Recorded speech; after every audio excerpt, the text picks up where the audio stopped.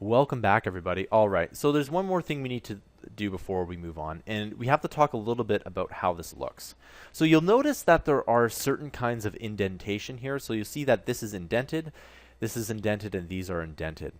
Well, if we go ahead and we don't put the indentation in there, so let me just go ahead and delete that, you'll see that it gets really hard to read. I mean, that looks harder to read, but this indentation just makes it a lot easier to read. It works exactly the same, and this is something called white spaces. You can have as many white spaces as you want because the computer technically doesn't read them. You can have, this is going to run exactly the same as it would. And the reason is that the computer, see this highlighted area? The computer doesn't really take that into account. All right?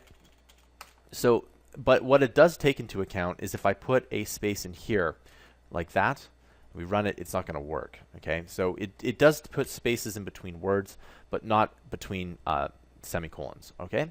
So the last thing is that you've probably already noticed this, but everything is color-coded, and it's color-coded for a reason. It makes it look a little bit easier to not only debug, but to program. All right? So let's just go ahead and run this, because I don't like seeing error messages here. All right? I'll see you guys in the next tutorial.